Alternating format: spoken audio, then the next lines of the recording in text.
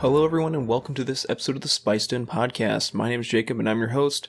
This week we got a pretty big episode. We have a book to talk about, and also a decent amount of new news. So as far as like official Star Wars news goes, we had Episode 1 Racer be released this week. So N64 pod racing game is now out, I believe, on all platforms. I know for sure PC, PS4, and Switch. I would imagine in that case that's also on Xbox One. But I personally picked it up on Switch, and I didn't actually play it. I didn't have an N64 growing up, but I've had a lot of fun with it so far. So that happened. Also in gaming, we have the Steam Summer Sale going on right now. So not a whole lot really for Star Wars specifically. Normally they have like a big sale on the whole like Star Wars bundle. But that doesn't seem to be the case this year. Right now, we got Battlefront 1 and 2 and Jedi Fallen Order are all 50% off, so that's big if you don't have any of those and you feel like picking them up. I probably wouldn't recommend you getting Battlefront 1 right now, but 2 is totally good. And Jedi Fallen Order, of course, I talk about that all the time, and we have a Let's Play of that going up currently on the YouTube channel. So those are both great games. I'd suggest you get those if you haven't already. And then Lego Star Wars The Force Awakens is 75% off. It's like $5, I think. If you haven't gotten that and you feel like it, go right ahead. The Skywalker Saga Lego game will be out, I believe, in October. So it's, I'd wait unless you really have an itch for Lego games right now, which I don't blame you if that's the case. And then, personally, a few things.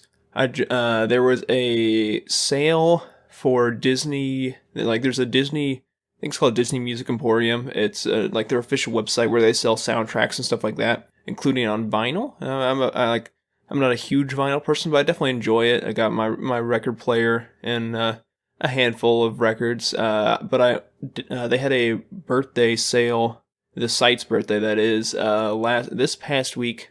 So I got all three sequels, all the soundtracks ordered. So that'll be fun.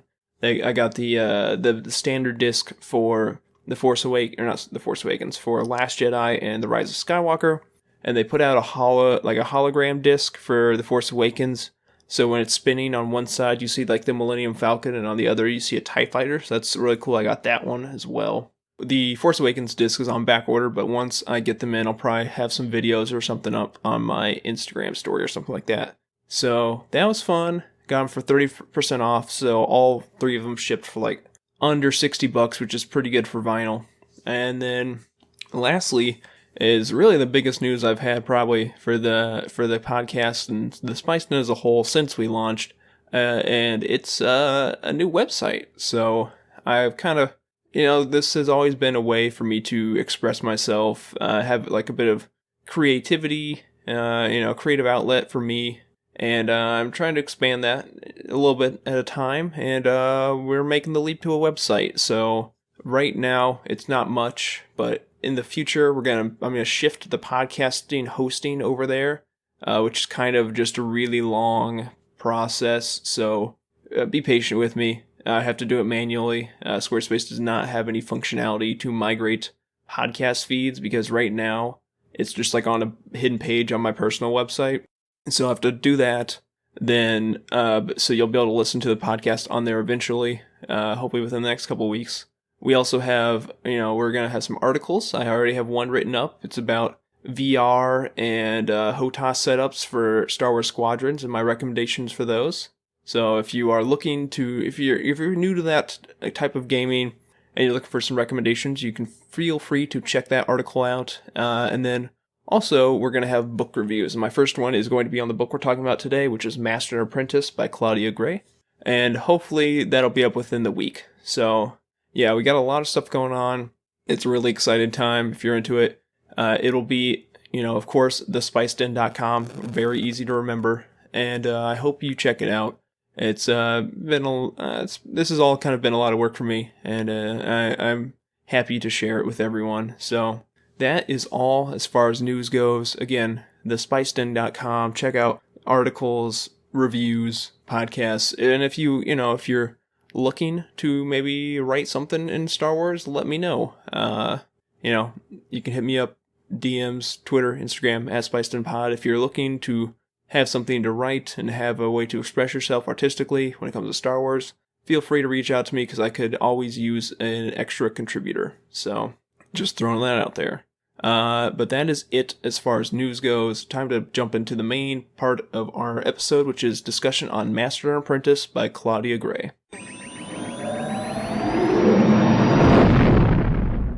So we're going to start with non-spoilers, of course. I just have to say, if you have not read this book, it is easily top 3 Star Wars books for me in the canon right now. I think Claudia Gray did a fantastic job setting up these characters, really expanding the relationship between Obi-Wan and Qui-Gon, and just Qui-Gon's characterization in general.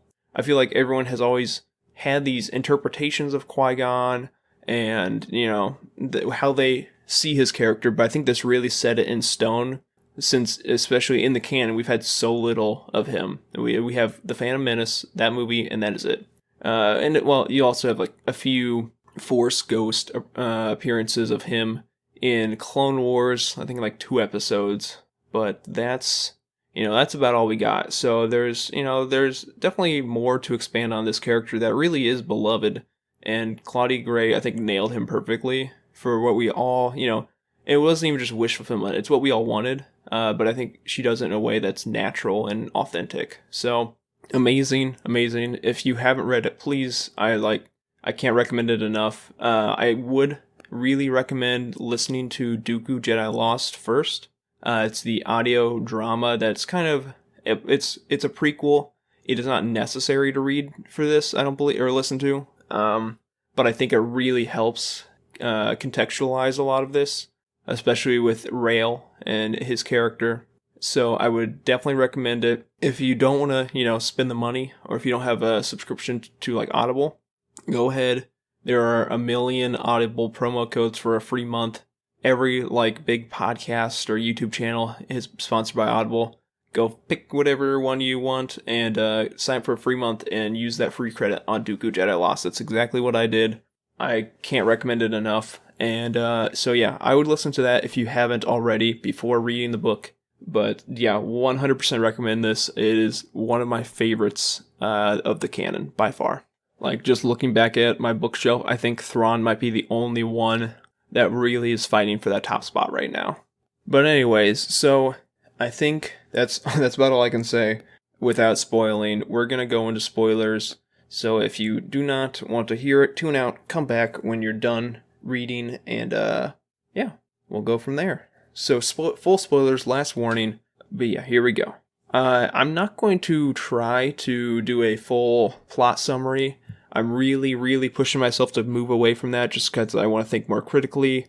I want to give you more than just the plot. So at a very, very high level, the plot of the book is Obi-Wan and Qui-Gon are on an adventure. They're called to the world of Pijal, Pijal,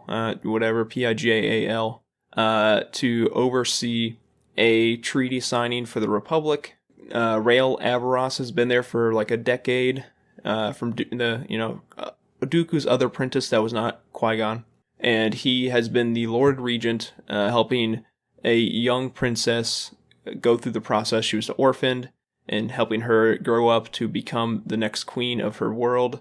And while he's there, he's ruled over the planet and tried to raise her to be a great ruler, but then also shifted the world to transition into a constitutional monarchy. And it's also a world under heavy influence of the Zerka Corporation. So while they're there, they are dealing with, there are terrorists that are trying to, cause a ruckus with the treaty signing, because also this treaty will bring a new hyperspace corridor through the planet and help serve an underserved area of the galaxy. And while we're there, we're trying to figure out who's behind these attacks, and everything kind of goes haywire, and we're really analyzing the relationships of a lot of different characters. And that's pretty much the plot at a high level. But there's a lot I want to discuss. And first we're going to start with the ties to Dooku Jedi Lost. So again, I recommend that you listen to the audio drama before you read the book.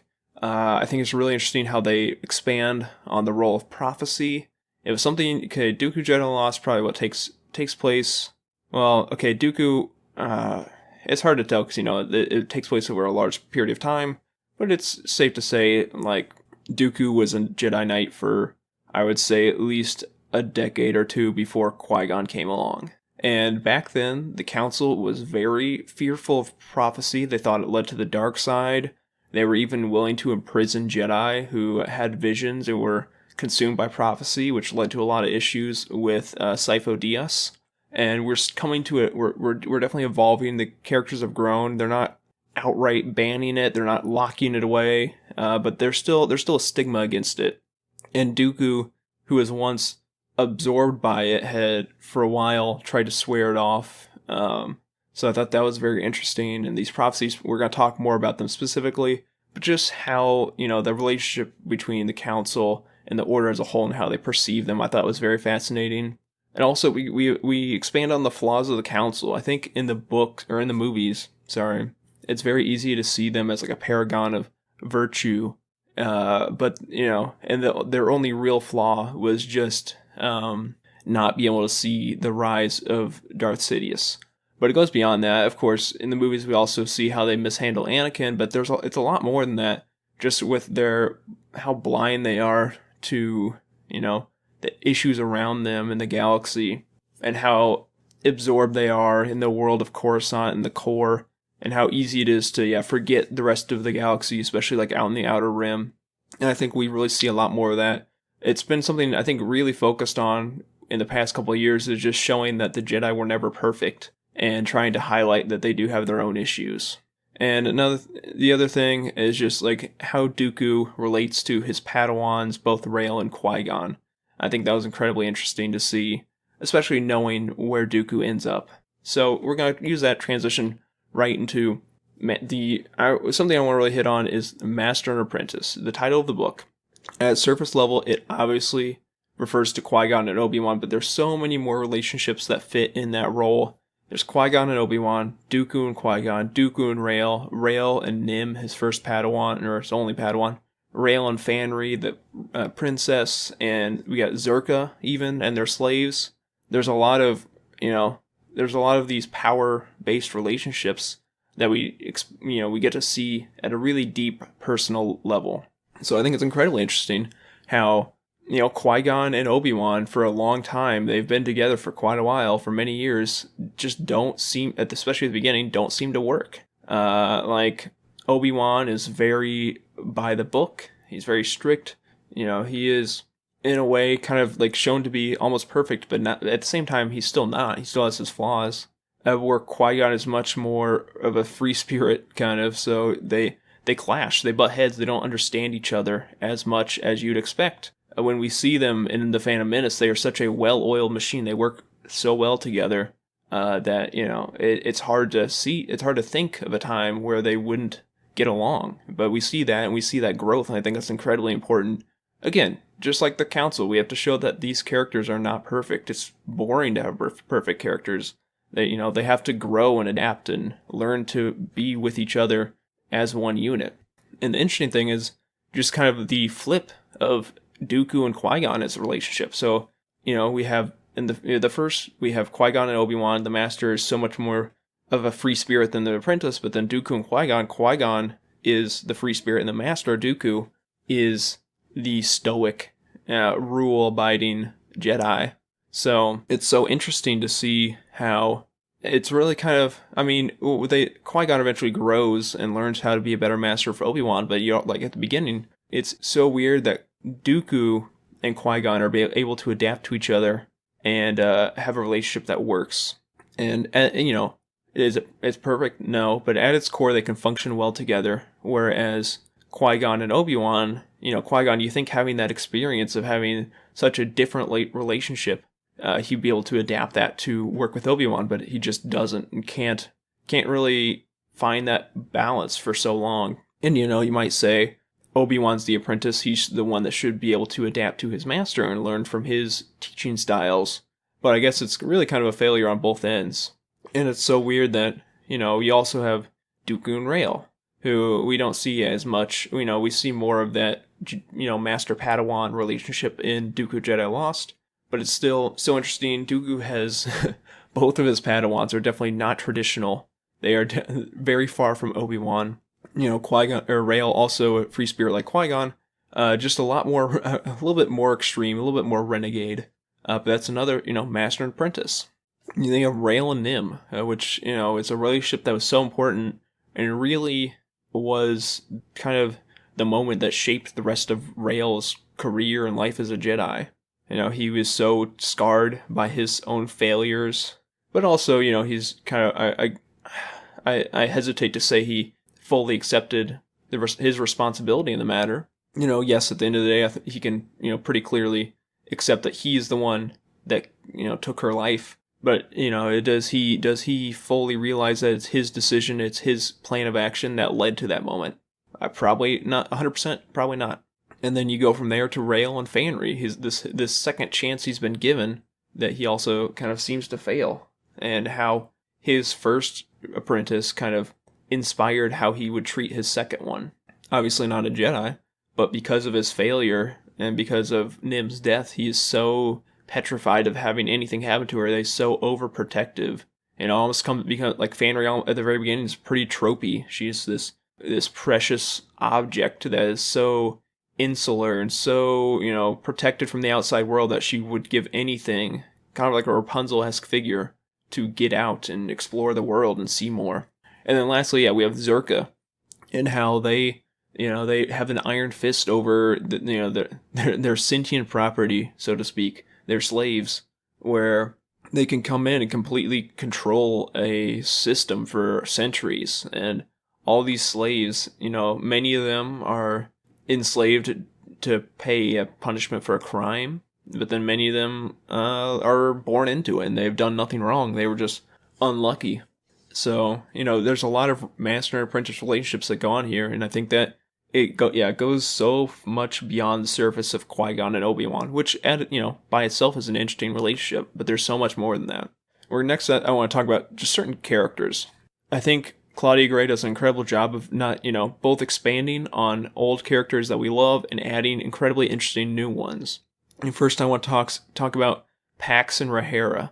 I think Rhaenyra, she's interesting, but it's something we've seen before. It's nothing new. I think Pax, especially in the context of Star Wars, is so interesting. A character that, from the time he was 5 to 20, was raised purely by protocol droids. Just like thinking about C-3PO, and C-3PO especially in the original trilogy, and how he interacts with characters. Imagine having 2 C-3POs raise you from the time you were an adolescent to an adult. Like how that would fundamentally affect a character, I think is such a cool idea that we have not seen before.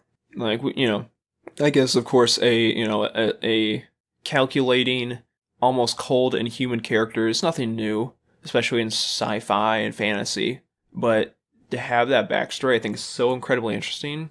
Yeah, I thought that was very cool. Very, very cool. And it's also, he's not just a character frozen in time. We see development for him where, I'm sure 5 years before this book started in the timeline, I don't think Pax would have had any inkling of having any interpersonal relationship. And even he expressly says that, how it's kind of a waste, he sees it as a waste of time. But then over the course of his partnership with Rhaenyra, he sees the value in emotion. I think that's, it's kind of beautiful in a way. So I think the two of them are very interesting.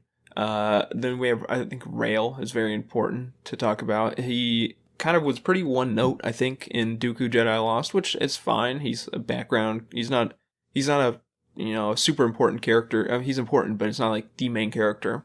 And I think Claudia Gray takes this character and, again, is very true to what we know about him already. And it feels right in the universe, but expands upon him quite a bit. We learn that he was brought into the Order very old. He was 5. And that's why that's why, again, if you listen to the audio drama, he's a freaking cowboy.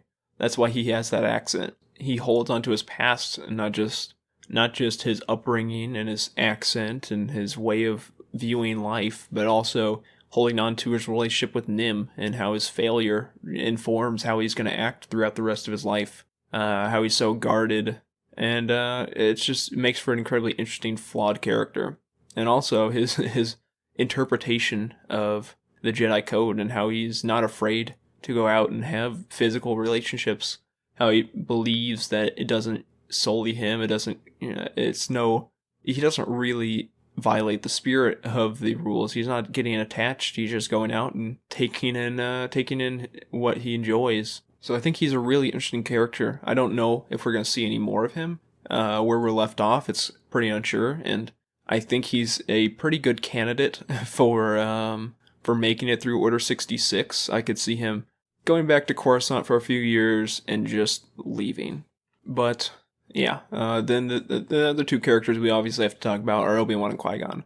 Obi-Wan, I think it was interesting to see, again, I mentioned already, but just the time before he was who we saw in the movies, the time before he was this almost perfect character, how he had time to learn, and he had frustrations, similar to Anakin, he had frustrations of being held back. Qui-Gon, for the longest time, only taught him the very basics of lightsaber fundamentals and wouldn't let him move on, just because we learn later that he wanted him to be so focused on his fundamental style, his fundamental actions and moves, that when his life came down to it, he could defend himself, and that this would be instinct. And that's, it seems like he does pretty well for himself. He defeats a Sith Lord. He defends himself so well over the time, and I think you'd think that at the end it was Qui-Gon's teachings that got him to that point.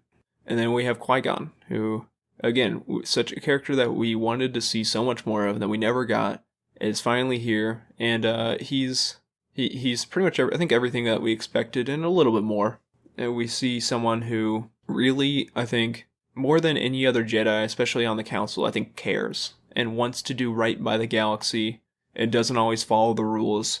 He's not objectively bad. I think it's he breaks the rules to get to a better place. He wants to improve the galaxy around him, and he's not crossing a line, you think, but he is definitely willing to go farther than others would to make sure the right thing gets done. And in addition, I think something really interesting was his conversation with Rael about the light side and the dark. Jedi see, in this age, Jedi see prophecy as a way to fall to the dark side, and that's interesting, and I think it's a very true statement. And you can definitely be seduced by this temptation of controlling the future. If you dabble in prophecy, you will see a version of the future that you will eventually either want to control, whether that's you want it to happen or you want to prevent it from happening.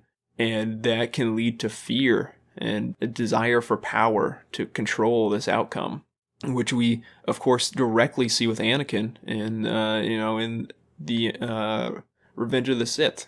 So I think it's very obvious to see how someone could go awry down that path. But Qui-Gon is so pure in heart that he does his best to stay away from that. And his conversation with Rael about how the seduction to the dark side isn't a decision you make once and just say, I'm gonna be a good guy, and that's that. You have to battle with this temptation every day, and you have to always move towards the light, not because it's the right thing to do, but because it is the light. I thought that was incredibly poignant. And again, Claudia Gray just giving a masterclass in Star Wars literature right here.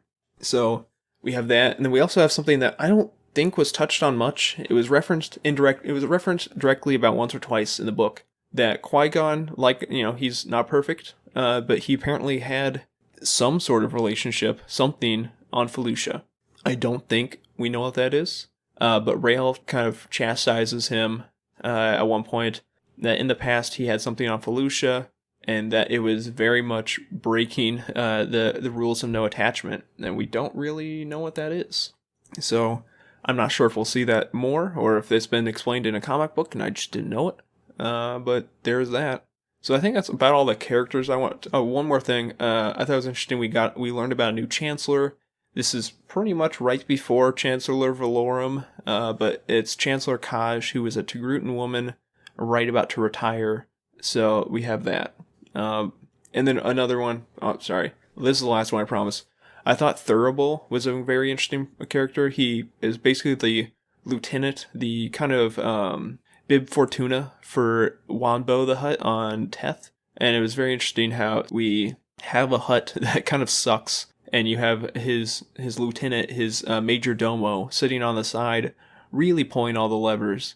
because he knows that his master can't live up to his potential. So I thought he was a very nice, like, sly, cunning character type. We have two more major topics. The first one I want to talk about is prophecy. So we see many prophecies throughout the book. They're mostly from Alderaan, and they're mostly in relationship to the Chosen One, which Qui-Gon obviously goes on to discover through Anakin. So I have every prophecy written down. We're gonna kind of speak about them, break them down a little bit, and go from there. So the first one is, "She who will be born to darkness will give birth to darkness." And I guess before we get started, Qui-Gon talks about how these were far in the past, thousands of years ago, likely. They could have been fulfilled before, but there's nothing to say they might be fulfilled multiple times. So this one, we have a pretty easy answer to that, and that is Leia. She's Alderaanian, adopted into Alderaan, I suppose, but she was born to darkness through Vader and will give birth to darkness through Kylo. So that's a pretty obvious answer to that. The next is, when the Kyber that is not Kyber shines forth, the time of prophecy will be at hand. The prophecy speaking about the Chosen One, and the Kyber that is not Kyber we have in this instance, this is directly stated in the novel, is the colon crystals. We'll talk about that in a bit, but they appear to be Kyber, but they are not Kyber, and it leads to the time of prophecy, which is the birth of Anakin. And Anakin being, 8 or 9 in The Phantom Menace. This book takes place a few years before The Phantom Menace, as far as we're aware. Would lead that to be the time of prophecy, and it even says the Chosen One would be born without a father at some point. So the time is at hand for Qui-Gon. The next is, when the righteous lose the light, evil, once dead, shall return. The most obvious answer to this, and most obvious scenario this would reflect, is the council losing its way and the Sith returning. You could also even say it happened again when the dead speak. The New Republic kind of lost its way and was mired in the same bureaucratic issues that the Old Republic had.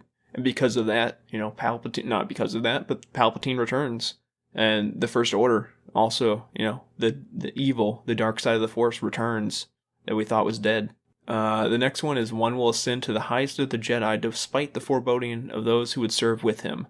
An obvious answer, answer of that would be Anakin. He got to the council despite, many of the obvious bad signs around him, obvious red flags. And obviously there were Jedi that had grudges against him, but he made it to the top. Although, without being granted the position of master. The fifth one is the longest by far. Only through sacrifice of many Jedi will the Order cleanse the sin done to the nameless. The danger of the past is not the past, but sleeps in an egg. When the egg cracks, it will threaten the galaxy entire. When the Force itself sickens, past and future must split and combine. A Chosen One shall come, born of no father, and through him will ultimate balance in the Force be restored. And this kind of really, just illustrates the plot of the prequels. So the final one is, he who learns to conquer death will, through his greatest student, live again. I think there are multiple interpretations you can go with this, whether that's the Sith with Plagueis and Sidious. They obviously learned a way of conquering death, but then also you had Obi-Wan and Qui-Gon. Qui-Gon learned to manifest himself as a Force ghost and taught that through Obi-Wan.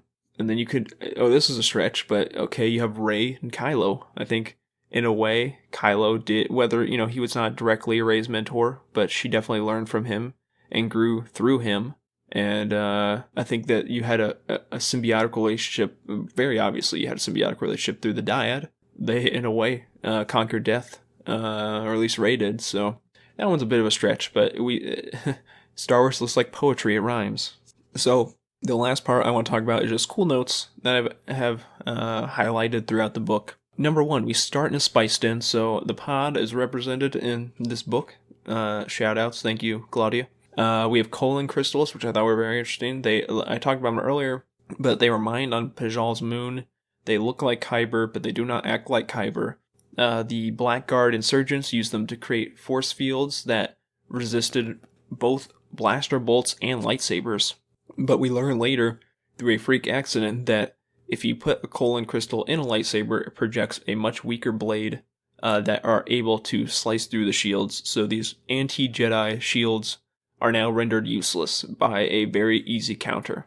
I think another thing that's very cool is the relationship between Pajal and its moon. And if you read this book, and you think you also agree with me, you think that the dichotomy of the haves and have-nots, the people on the moon that are giving so much to the planet down below not being represented properly. If you like that dynamic, I would recommend you checking out The Expanse on Amazon Prime. I think it is very similar in its kind of its societal structure, how you have Earth being prime, being wealthy, being, having it all, while the Belters, the have-nots, support the solar system. So another great thing, Yoda's talk with Qui-Gon about kind of Qui-Gon wants to, make sure we weed out slavery because of the Zerka Corporation, and talks to Yoda about trying to enforce that. And Yoda says how, the Jedi can't zealously take power. It's not the right thing to do. But then also how it's just not right to try and blanket and force morals across the galaxy. How there was a spider culture or spider species that they eat their young because that's their instinct, or how another species, when their elders become so old they cannot regenerate anymore, they kill them to not waste resources. How there are all these different cultures that are not human, that we are not used to, that we can't impose our rule on them because we think it's morally just. So I thought that was very interesting. We talked about Queen's shadow recently, 2 or 3 weeks ago. I thought Padme and her relationship and her views on slavery, I think it would be very interesting to see a world where her and Qui-Gon could have extensive conversations, just how they both see this true evil in the galaxy that I think that not as many people in the universe took a hard stance on. I thought just the concept of the Merrick's crew in general was really cool. How you have gym runners, you had these people that, you had Pax and Rahera that would go to one system, take a gym from there that wasn't of much value and take it to a different system that it was highly valued in. It's very cool. It's a way that, you don't think about this kind of stuff. We don't live in a galactic society that, something of little to no value. You see it on Earth, obviously, but something, of this scale, where you could go to an entire planet, take coal from the Gamoran home planet, that it's abundant and they don't care about it as much, and you could take it to a different planet, sell it for an uptick, and how the galaxy had this issue and they had to just clamp down on it because it would undermine the entire galactic economy. I think that's so cool. It's a way to do politics it's a way to do politics and economics in Star Wars and make it interesting. There's a lot of people that hate the fact that the prequels talk so much about politics, but there's ways to do it correctly. There's ways to make it intriguing. And I think, again, Claudia Gray, great job here.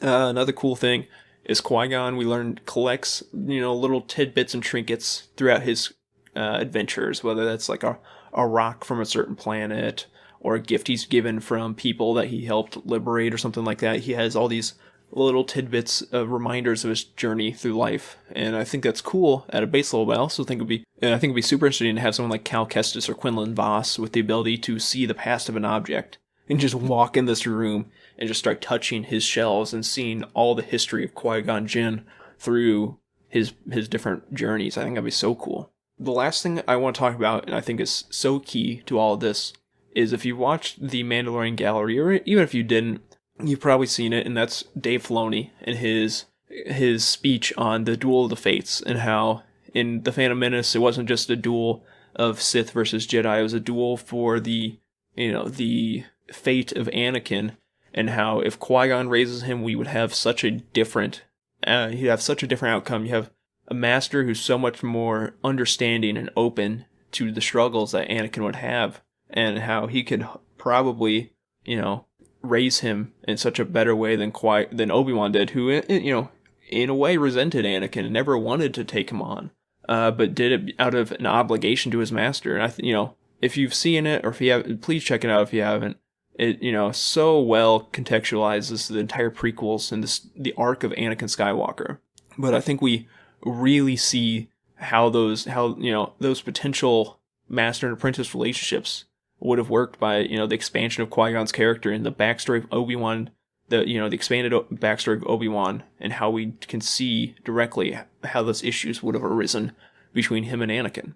I think that's very, very, those two mesh so well, and I love it. And just, I thought for a fun, thought exercise, Obi-Wan or Qui-Gon would have been such a better master for Anakin. I also just, on the flip side, I would love to see a alternate, what if story of Rael Averross as Anakin's master, because I feel like that, Qui-Gon, best case scenario, Obi-Wan, middle ground. Rael could have probably been the worst case scenario. I think it would have been easy for them to relate to each other, how they both came into the Order late in their lives. They both have issues with the teaching of the Jedi. They both have frustrations. They're not traditional. They both, Anakin more directly breaks the code of having attachments, but Rael is still open to the idea of having relationships as long as they don't become attached.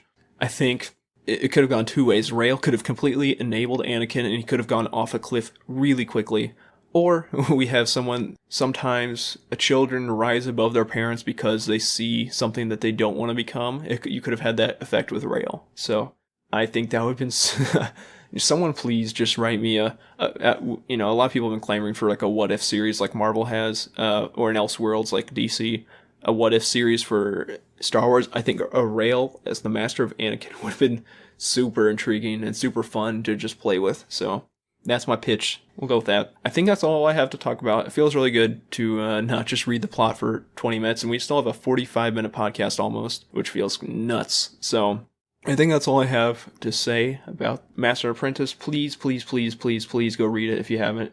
It is my number one right now.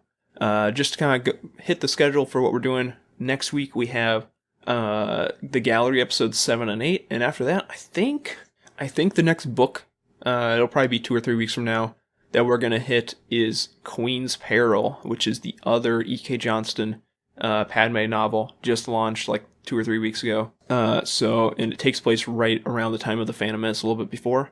So check that out if you want to talk with me about it. Start reading now, and we'll hit that in about 2 to 3 weeks. So I think that's it. As always, if you liked what I had to say, check me out on Twitter and Instagram at SpicedInPod. We got YouTube, the Spiced In. Of course, we now have thespicedin.com with written content as well as the podcast. Please, please, please check that out. It's been a lot of work, and I'm really excited to share that with everyone. So, yeah, welcome to the Spiced In 2.0. It feels exciting. As always, thanks to Gramble for providing our music today, and may the Force be with you.